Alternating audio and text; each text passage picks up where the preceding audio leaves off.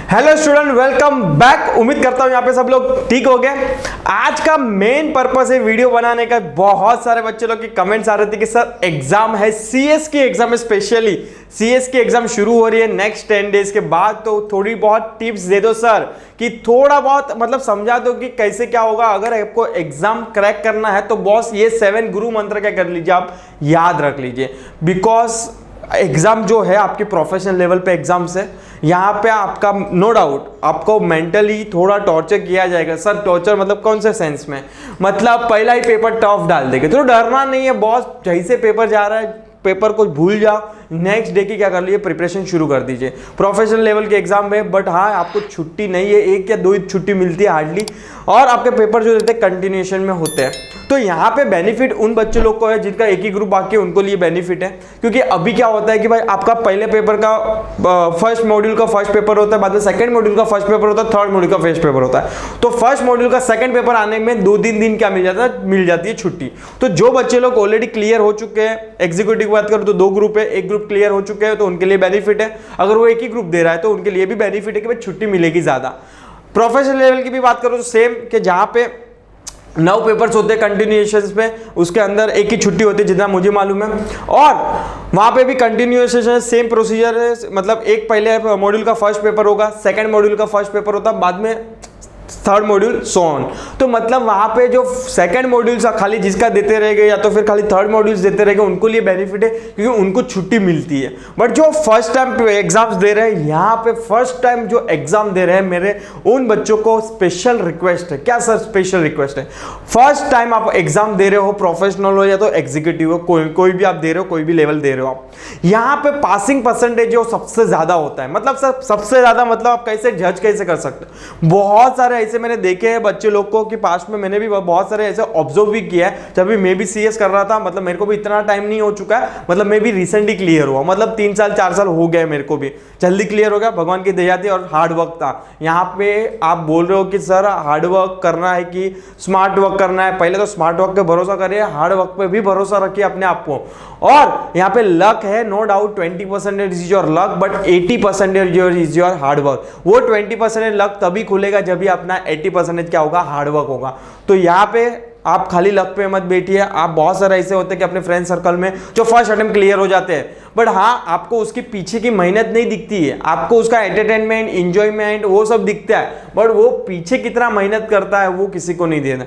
मतलब आपको भी सेम खामोशी से क्या करना है, प्रिपरेशन करना है, आपका रिजल्ट बोलना चाहिए बॉस। ठीक है, तो प्लीज बच्चे लोग 7 गुरु मंत्र लेके आया हो, यहाँ पे 1 बाय 1 डिस्कस करेंगे कि 7 चीजें क्या ध्यान में रखनी है और क्या चीजें मैंने भी गलतियां की थी वो भी तुम लोग को आज बताने वाला हूं कि मैंने ये गलती की थी। वो गलती तुम मत ही करना। अभी 10 दिन है तो भी संभल जाओगे, हो जाएगा क्लियर, भरोसा रखो। यहाँ पे बहुत सारी जो इंपॉर्टेंट चीज है जो है आपको क्या करना है, भरोसा रखना है अपने आप पे। सेकेंड चीज होगी डिसिप्लिन में, मतलब डिसिप्लिन रहना है। यहाँ पे जो प्रोसेस फॉलो कर रहे हो वो प्रोसेस कंटिन्यू करना, कुछ नया चीज मत करने जाना। ध्यान से सुनो, यहाँ पे मैं क्या बोल रहा हूं, कुछ नया चीज अभी एंड मोमेंट पे करने मत जाना।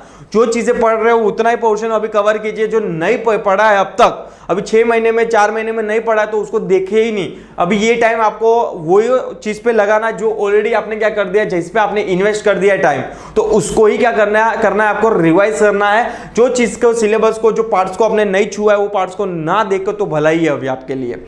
ठीक है, तो ये छोटी सी चीजें क्या करनी है, ध्यान में रखना। यहाँ पे मैं कोई लेक्चर्स देने नहीं आया हूं, यहाँ पे मैं तुम लोग को सिंपल समझाने आया हूं कि जो गलती मैंने की थी वो गलती मत करना एटलीस्ट।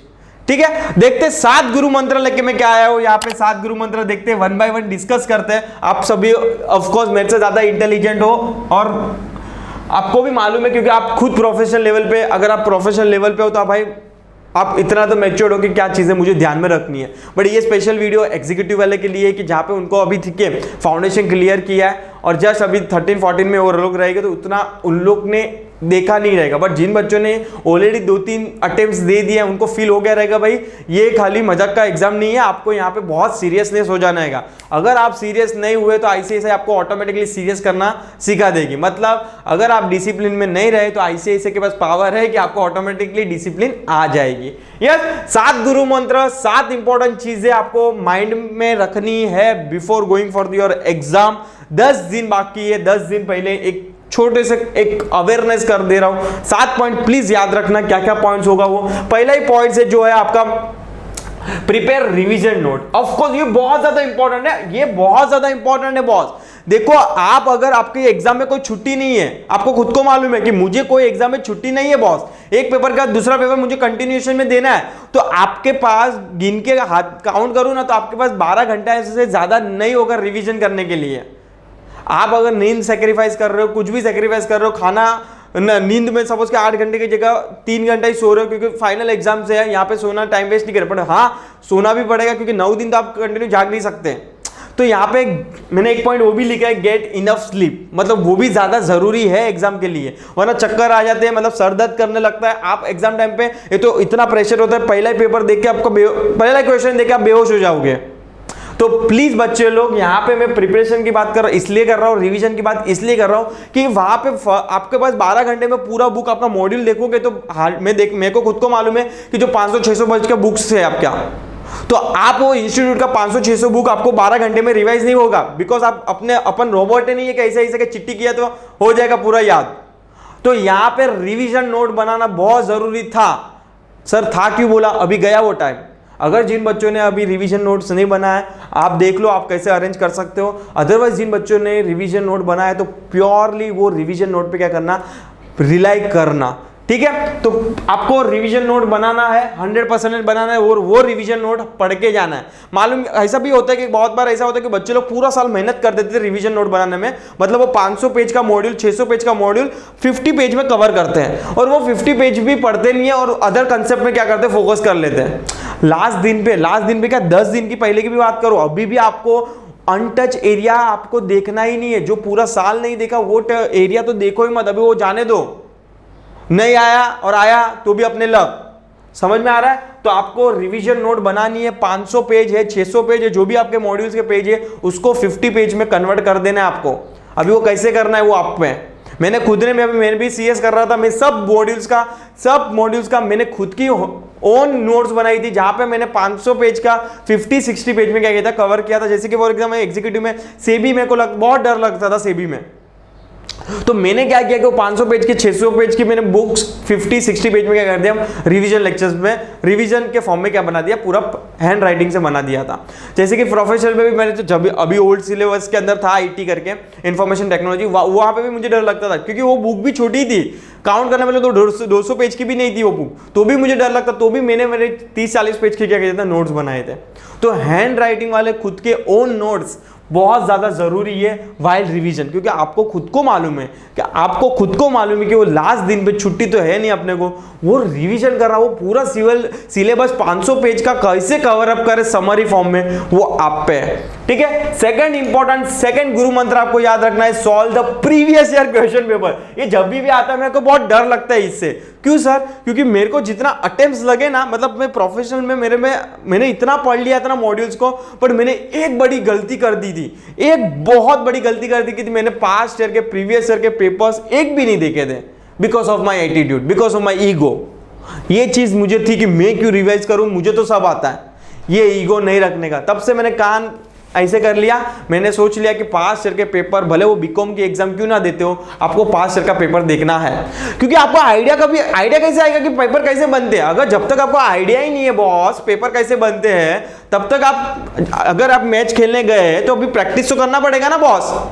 आज विराट कोहली कितना भी बड़ा क्रिकेटर क्यों ना, तो भी वो क्या करता है, प्रैक्टिस करता है। तो सेम लाइक अगर आपको फाइनल एग्जाम दे रहे हो, वो भी इतने बड़े लेवल पे, प्रोफेशनल लेवल पे, एग्जीक्यूटिव लेवल पे, तो आपको पास्ट ईयर के 3 साल के, वो भी मैं कितना साल बोलो, 3 साल, 1 साल में तो मालूम भी नहीं गिरेगा, 3 साल का पेपर क्या करना है, समझना है, सॉल्व करना है बॉस, देखना नहीं है, सॉल्व करना है उसको ध्यान से, और अपने माइंड को देखो, ऑब्जर्व करो कि इन लोग क्वेश्चन बनाने की ट्रिक कैसे है, क्योंकि एक पेपर से क्लिक नहीं होगा कि पेपर की पैटर्न कैसी है, कैसे उन लोग क्वेश्चन बनाते। एटलीस्ट 3-4 साल का पेपर सॉल्व करोगे तभी आपको रियलाइज होगा एक्चुअल में कि भाई क्वेश्चन ऐसे भी बनते हैं, क्वेश्चन ऐसे भी बनेंगे। तो पास्ट ईयर का पेपर बहुत ज्यादा है, जरूरी है, सॉल्व करने का। अगर सपोज कि जिन बच्चों ने 5 साल का पेपर सॉल्व कर दिया, मैं यहाँ पे कोई गारंटी नहीं ले रहा हूँ पास होने की, बट मेरे हिसाब से 50% एटलीस्ट चांस बढ़ जाएगा जिन बच्चों ने 5 ईयर के पेपर सॉल्व नहीं किया है। मतलब जिन बच्चों ने 5 ईयर का पेपर सॉल्व किया होगा उसका 50% चांसेस है, जैसे क्वालिफाई होने के लिए चांसेस होता है ना, सेम 50% चांसेस हो जाएगा आपको पास होने के लिए। मतलब जहाँ पे आपको दूर हो उसके नजदीक आ जाओगे पास होने के। तो पेपर, क्योंकि यहाँ पे प्रोफेशनल लेवल पे कोई गारंटी नहीं है कौन पास होगा कौन फेल होगा, अपने को खुद को मालूम। जिन लोगों ने 3-3, 4-4 अटेम्प्ट, 5-5 अटेम्प्ट, 6-6 अटेम्प्ट, 10-10 अटेम्प्ट वाले भी है, उनको फील हो चुका रहेगा कि भाई जहाँ पे अपन उम्मीद करते कि 50 मार्क आने वाला होता है वहाँ पे आ जाते हैं 30, जहाँ पे अपने को लगता है 30 मार्क आने वाला है 50 मार्क आ जाता है। तो मालूम ही नहीं है कितना आने वाला है, पर हाँ अपना बेस्ट देना है। पहली बात तो अपना बेस्ट देना है। एक बार पेपर चला गया प्लीज सोचो नहीं उसके लिए, क्योंकि आपका इन लोग का ट्रिक है, प्रोफेशनल लेवल पे एग्जाम पे, कि वो लोग पहला ही पेपर ही डाल देते हार्ड, क्योंकि वहां पे उन लोग को रिजल्ट मालूम गिर जाता है, क्योंकि आधे जन आते ही नहीं है नेक्स्ट पेपर देने के लिए वो मॉड्यूल के, ऑटोमेटिक रिजल्ट कम। बट आपको हार नहीं माननी है, आंख बंद करके 9 दिन नवरात्रि की तरह क्या करना है, फॉलो करना है। ठीक है, चलो नेक्स्ट हो जाएगा। मैं प्रोफेशनल लेवल की बात कर रहा हूँ, एग्जीक्यूटिव वाले तो पहले ही फ्री हो जाओगे। ठीक है, नेक्स्ट है टाइम मैनेजमेंट। ऑफ कोर्स अभी तो ये इतना क्रूशियल टाइम है, आपको मेरे वीडियोस को देखने के लिए भी सोचना पड़ेगा कि सर देखूं कि नहीं देखूं तो sorry, it's okay, no problem. अगर देख के गए तो बेनिफिट आपको ही है। यहाँ पे जस्ट किडिंग कर रहा हूँ, मजाक कर रहा हूँ, यहाँ पे मजाक करने का टाइम नहीं है, बट हाँ सीरियस नोट है। यहाँ पे सीरियस नोट है कि टाइम मैनेजमेंट करना है आपको। यहाँ पे अभी भी आपको एक सब्जेक्ट को लेके नहीं बैठना है, एटलीस्ट दिन का 2 सब्जेक्ट को ऑल्टरनेट रखो आप, एक प्रैक्टिकल और एक क्या रहेगा, थियरी रहेगा, वरना पूरा दोनों थियरी रखो तो बोर हो जाओगे। तो बेटर है बैलेंस बनाने के लिए आप एक थियरी रखो, एक क्या करो आप प्रैक्टिकल लो, क्योंकि अभी टाइम है 10 दिन है। आप ऑफ कोर्स 1 तारीख को एग्जाम है तो 1 तारीख का पेपर आज से थोड़ी पढ़ोगे आप, वो आपको पढ़ना है नेक्स्ट 3-4 दिन जो बाकी रहेगा वहां पे, वो भी 3-4 दिन भी ज्यादा बोल दिया मैंने, 3 दिन मैक्सिमम। ठीक है, चलो तो वो वाला सब्जेक्ट तो देखना ही नहीं आपको। अभी आपके जो रिसेंट पीछे वाले पेपर्स है जहां पे आपको लग रहा है कि डिफिकल्टीज है, देखो मेरे को भी देखो, जब मैं लास्ट ग्रुप मतलब लास्ट 2 ग्रुप क्लियर हुए थे प्रोफेशनल में, वो मैंने 18 दिन का एक छुट्टी था मेरे पास, मतलब मैं भी ट्रेनिंग एंड ऑल कर रहा था, मेरे पास 18 दिन का छुट्टी था। उसके 18 दिन में मैंने खाली 7 दिन टैक्सी किया, क्योंकि मुझे कॉन्फिडेंस ही नहीं था टैक्स के अंदर। तो मैंने जो सब्जेक्ट को चूज किया जहां पे था टैक्स, बाकी सब में मुझे कॉन्फिडेंस था कि मैं क्लियर हो जाऊंगा, बट जहां पे मुझे लग रहा था कि भाई यहाँ पे हिरेन भाई यहाँ पे आपको ज्यादा एफर्ट्स करना है, तो मैंने 7 दिन किस पे लगा दिया, टैक्स पे। तो आपको अपनी एबिलिटी मालूम है, कैपेबिलिटी मालूम है कि किस में मैं ज्यादा मार्क्स खींच सकता हूँ, और हर एक ग्रुप में एक एक पेपर इतना स्ट्रॉन्ग बनाओ कि कुछ भी हो जाए बॉस 60 मार्क्स आना है। कितने मार्क्स आना है? 60 मार्क्स लाना है, अदरवाइज एग्रीगेट में लटक जाओगे। समझ में आ रहा है? तो एक पेपर स्ट्रॉन्ग बनाना है मॉड्यूल का, तो ही निकल पाओगे मॉड्यूल, वरना आपको खुद को मालूम है जीवन में टैली नहीं होता है वो, मतलब ग्रेस में लटक जाओगे, एग्रीगेट में लटक जाओगे।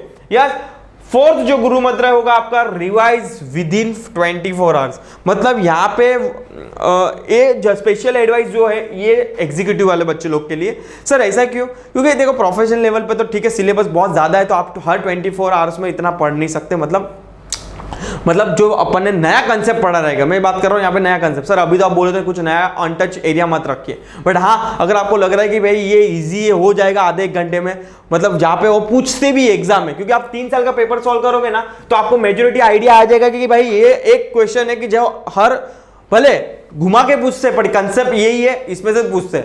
अगर वो अनटच एरिया रखा तो वो वाला तो करके ही जाना है, क्योंकि जो चीजें आपको पहले से मालूम है कि होने वाली है एग्जाम में, तो वो तो करके जाना है। जनरली उन लोग प्रैक्टिस यही फॉलो करते हैं, बट हाँ कभी कभी ट्विस्ट आ जाता है। यहाँ पे बात कर रहा था रिवाइज 24 आवर्स की, मतलब आपको ऐसा कुछ लग रहा है कि कॉन्फिडेंस नहीं आ रहा, मैंने जो चीजें होता है अभी जो पीरियड है आपको ऐसे ही लगेगा जो नेक्स्ट लास्ट डे पे जो पढ़ा था वो मुझे याद ही नहीं है, वो फील होगा। बट नो डाउट ये सबको फील होता है, आप कोई रोबोट तो नहीं हो, मैं भी रोबोट नहीं था, मुझे भी ऐसा फील होता था कि भाई कल जो पढ़ा वो आज याद नहीं है, पर हो जाएगा। एग्जाम जब भी आएगी तो भी ऑटोमेटिकली याद आएगा, पर हाँ उसके लिए बिलीव करना है अपने आप को, उसके लिए थोड़ा सोशल मीडिया से क्या हो जाओ, अलग हो जाओ।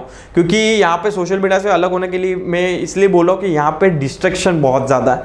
मतलब आप एक छोटी सी चीज़ आपके माइंड में घूमने लगेगी, अब आपको ऐसा लगता है कि भाई मैं 10 मिनट फ्रेश होने के लिए मोबाइल यूज़ करता हूँ, वो 10 मिनट के लिए नहीं होता है, वो एटलीस्ट आपको पूरा दिन वेस्ट करती है।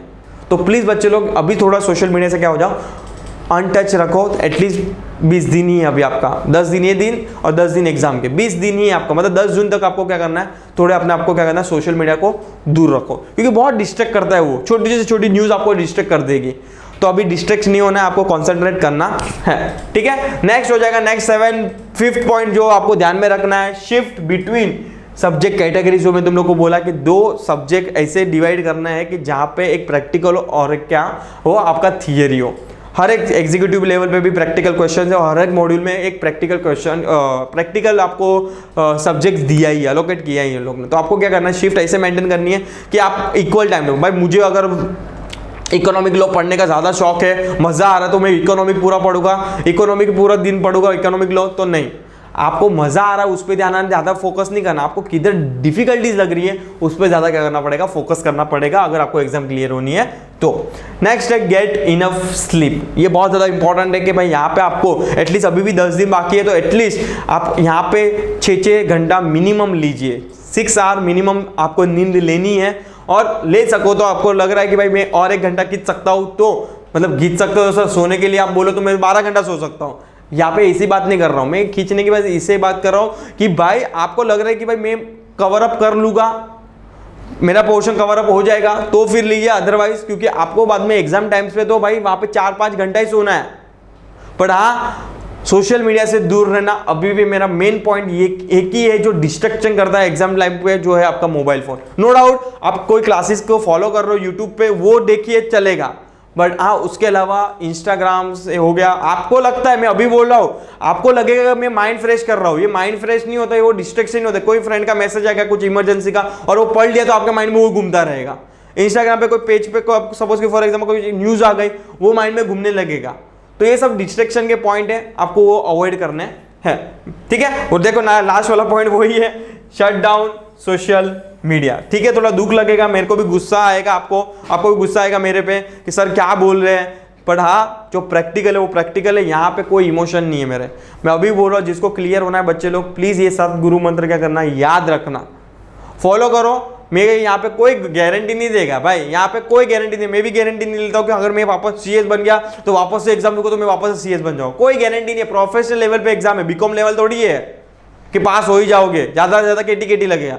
यहाँ पे ऐसा फंडा नहीं है, यहाँ पे आप डिसिप्लिन रखना है। जब भी वो 3 घंटे की एग्जाम है ना, वही लाइफ की असली जो आपकी एग्जाम है वो 3 घंटा ही है। अगर उसको आपने संभाल लिया बॉस, आप पास, ठीक है। तो उम्मीद करता हूँ यहाँ पे आपको थोड़ा बहुत मोटिवेशन था और थोड़ा बहुत आपको अवेयरनेस करना था मुझे, इसलिए तुम लोग के लिए शॉर्ट वीडियोस बनाया। और हाँ, वेरी ऑल द बेस्ट, फाड़ के आना, इस बार तो क्रैक करना ही है। लास्ट बार नहीं हुआ, बट हाँ इस बार हो जाएगा।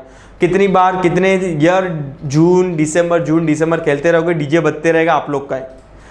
क्रैक कर लो, बाद में देखा जाएगा जो लाइफ में वो सब प्रैक्टिकल चीजें है कि जॉब है ऑल, वो आपका टैलेंट है, आपका लक है, कैसे जॉब मिलेगी। पर पहले ये एग्जाम क्या कर लीजिए, क्रैक कीजिए, बिकॉज आपके पास डिग्री होगी तो ही वैल्यू होगी मार्केट में, अदरवाइज आपकी कोई वैल्यू नहीं होनी है। यस, ठीक है। तो मिलेंगे नेक्स्ट वीडियो के लिए, टिल टाइम प्लीज चैनल के लिए अपडेट रहिए। Thank you so much and once again very all the best.